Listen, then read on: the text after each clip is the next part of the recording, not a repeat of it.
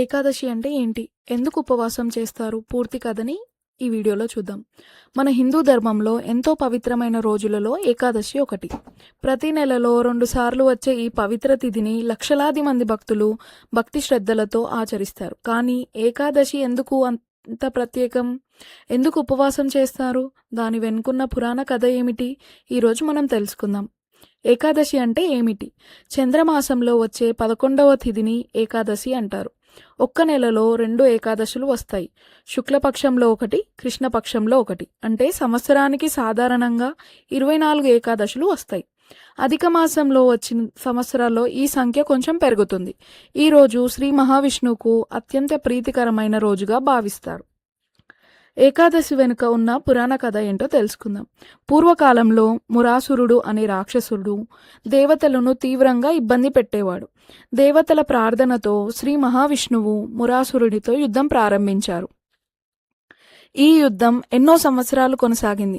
కొంతసేపు విశ్రాంతి తీసుకోవడానికి మహావిష్ణువు ఒక గుహలోకి వెళ్లారు.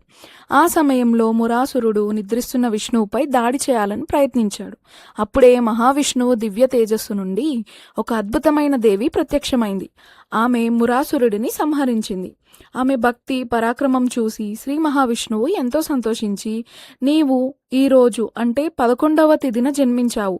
ఇకపై ఈ తిథి ఏకాదశిగా ప్రసిద్ధి చెందుతుంది.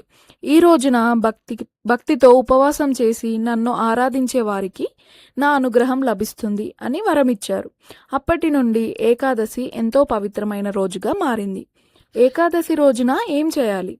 ఈరోజు భక్తులు సాధారణంగా ఉదయాన్నే స్నానం చేసుకొని శ్రీ మహావిష్ణువును పూజించాలి.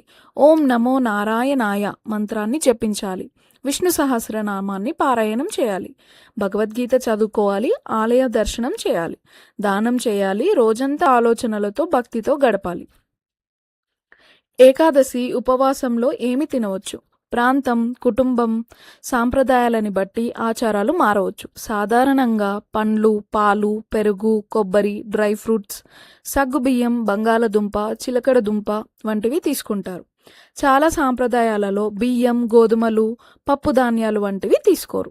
ఏకాదశి ఉపవాసం వల్ల కలిగే ప్రయోజనాలేంటి? భక్తుల విశ్వాసం ప్రకారం మనసు ప్రశాంతంగా ఉంటుంది. భగవంతునిపై భక్తి పెరుగుతుంది. ఇంద్రియ నియంత్రణ అలవడుతుంది. సాత్విక జీవన విధానం అలవాటు అవుతుంది. ఆధ్యాత్మిక చింతన పెరుగుతుంది. కొంతమంది ఉపవాసం జీర్ణ వ్యవస్థకు విశ్రాంతినిస్తుందని కూడా భావిస్తారు. అయితే ఆరోగ్య పరిస్థితిని బట్టి ఉపవాసం చేయడం మంచిది.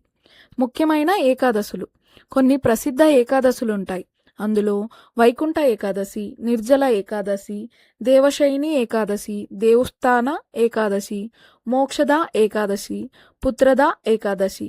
ప్రతి ఏకాదశికి ప్రత్యేకమైన ప్రాముఖ్యత ఉంది. అనేది కేవలం ఆహారాన్ని మానేయడం మాత్రమే కాదు. ఇది మన శరీరాన్ని, మనసును, ఆలోచనలను పవిత్రంగా ఉంచుకునే ఒక ఆధ్యాత్మిక సాధన. భక్తి, నియమం, సత్యం, దానం, జపం, ధాన్యం ఈ 5 విషయాలలో ఏకాదశిని ఆచరిస్తే శ్రీ మహావిష్ణువు అనుగ్రహం లభిస్తుందని మన పూర్వీకులు చెబుతున్నారు. ఓం నమో నారాయణాయ. ఈ వీడియో మీకు నచ్చినట్టయితే లైక్ చేయండి. మీ కుటుంబ సభ్యులతో మరియు స్నేహితులతో పంచుకోండి. ఇలాంటి మరెన్నో ఆధ్యాత్మిక వీడియోల కోసం మా ఛానల్ను తప్పకుండా సబ్స్క్రైబ్ చేసుకోండి.